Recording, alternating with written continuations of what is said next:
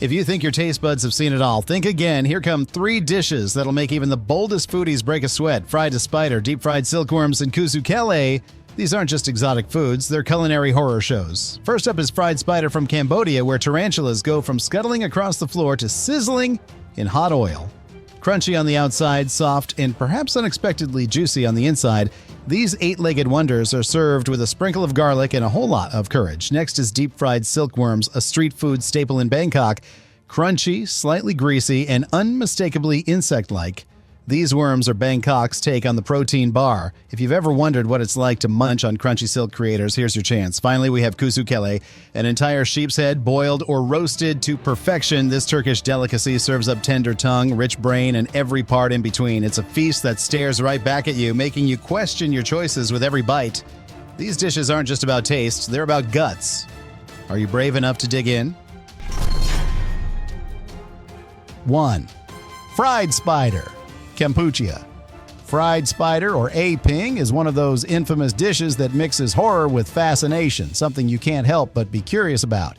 In Skuon, Cambodia, known as Spider Town, tarantulas aren't just creepy critters lurking in the corners. They're a local delicacy. Back in the 1970s, during times of scarcity, locals started to fry up the abundant spiders as a way to survive, turning a nightmare into nourishment. Preparation of these 8-legged beasts straightforward, but not for the squeamish. Huge tarantulas are tossed into hot oil, their bodies sizzling until they become golden brown and crispy. They're served on a bed of rice or noodles garnished with a bit of herb that does little to distract from the fact that this is indeed a big, hairy spider. For those brave enough to taste it, the flavor is often described as somewhere between cod and chicken, with the legs offering a crisp, fried texture. If you can ignore the tickly hairs, the crunch is not too bad, at least for a few seconds. The real challenge, though, lies in the abdomen. This plump part is like a goo-filled surprise that nobody asked for. Inside are all sorts of goodies. The spider's innards, a bit of digestive fluid, and, if you're lucky, some eggs. People often describe biting into it as feeling a weird, salty explosion in their mouth with all kinds of strange textures. Gooey, slimy, and absolutely not for the faint-hearted. If eating the legs is a dare, then biting into the abdomen is like playing culinary Russian roulette. Except every chamber is loaded. Watching tourists try fried spiders is pure entertainment. Some approach the challenge with misplaced confidence, grabbing the whole spider and chomping down, only to regret it as soon as they hit that dreaded belly.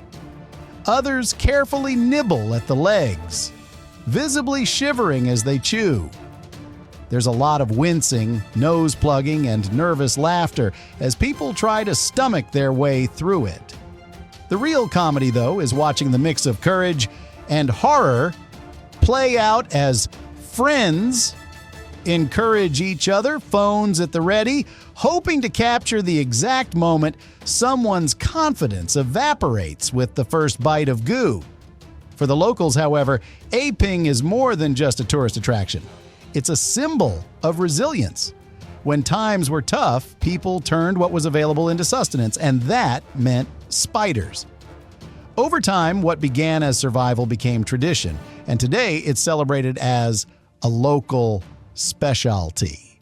It's not just about eating a spider. It's about transforming fear into food and finding humor in what others find horrifying. Fried tarantula represents adaptability, a willingness to try anything, and a bit of cheeky pride in making even the creepiest of creatures a part of their cuisine. For travelers, trying aping is like a rite of passage. It's not just about food. It's about the story you take home, the bragging rights of saying, "Yeah, I ate a tarantula." It's about pushing your limits and discovering that sometimes the scariest things aren't so bad when you take them head on, even if they do come with 8 legs and a belly full of mystery goo. Deep-fried silkworms Han Mai, the terrifying treat you didn't know you needed. Picture this. You're wandering through the chaotic streets of Bangkok, surrounded by an onslaught of blaring horns, flashing lights, and mysterious smells. Suddenly, right there, amidst the organized chaos, you see them. Hanmai, a traditional snack, sure, but one that comes with an unexpected twist. It's deep-fried silkworms. Yes, these aren't the elegant creators of your luxurious scarves. They're sizzling up in a vat of hot oil, waiting for you to throw caution and common sense to the wind. Let's be real. Hanmai isn't a dish that's going to be featured in a cozy recipe book anytime soon. It's the ultimate test of your culinary courage. Deep-fried until they're crunchy, the silkworms go through what can only be described as an oil-based cremation ceremony, transformed from humble bugs into crispy, greasy snacks that look like they're daring you to try them. They're then sprinkled with a mix of salt, pepper, and the vendor's secret concoction. It could be anything, really. You won't know until you try it, and perhaps by then it's too late. And what does this fried nightmare taste like?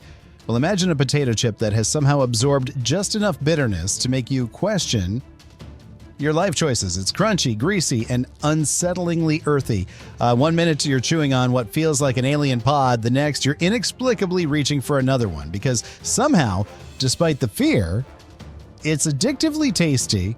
Welcome to Bangkok, where things make little sense but are bizarrely enjoyable. If you're one of those fitness enthusiasts always talking about protein intake, then consider this your horror movie snack. Packed with protein, these little critters might be the next superfood trend for those who consider drinking raw eggs too tame. And there's more. Locals swear that these creepy crawlers have medicinal properties. Got a cold? Feeling drained? Some say a handful of fried silkworms will cure what ails you, or at least scare your ailments away. If you find yourself in Bangkok, maybe it's time to prove how brave you really are. Go on, grab a scoop of hanmai, embrace the crunch, the grease, and that vague sense of existential dread. This is one snack that'll definitely stick with you, if not in flavor, then in the haunting memory of what it took to eat it. Kuzu kele, tender kele tender, sheep's head. The bold delight you didn't know you wanted. If you thought your culinary adventures couldn't get any weirder, let me introduce you to kuzu kele, a Turkish delicacy that involves an entire sheep's head. Yes, you heard that right, the whole head. This dish comes in two classic versions, the cold, boiled variety called kele sogus and the roasted, steaming version known as tandır kele. Each one promises an experience that will challenge your palate and maybe your comfort zone. The cold version, kele sogus, is all about thin slices of sheep head that are generously sprinkled with salt, fresh parsley, and sliced onions. Imagine being served a pile of delicate slices, each one reminding you that yes, you are indeed eating part of a sheep's face. If the thought doesn't deter you, then the taste might surprise you. It's savory, tender, and has an unmistakable richness that's only amplified by the sharpness of raw onions and the hit of salt. It's not just food, it's a full-on sensory experience. Then there's the hot version, asterisk, asterisk, tandır kele, asterisk, asterisk. Picture this. An entire sheep's head straight out of the oven, steaming and aromatic. It's no polite dish, it's one that arrives at the table ready to make a statement. The cook usually takes the liberty of carefully separating the choicest parts, the tender cheeks, the surprisingly delicate brain, and even the rich, fatty eyeballs. Yes, eyeballs.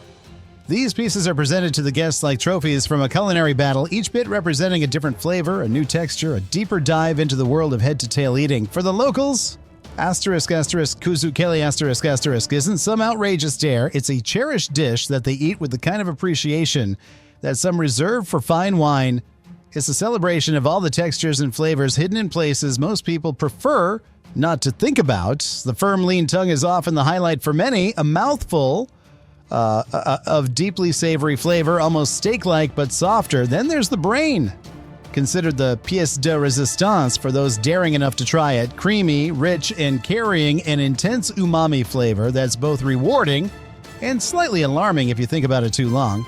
Eating asterisk asterisk, kuzu kele asterisk asterisk, is like embarking on a culinary roller coaster. It's a journey filled with intense flavors, strange textures, and moments of bravery. It isn't just a meal. It's a test of character, an opportunity to experience a culture deeply rooted in respecting every part of an animal.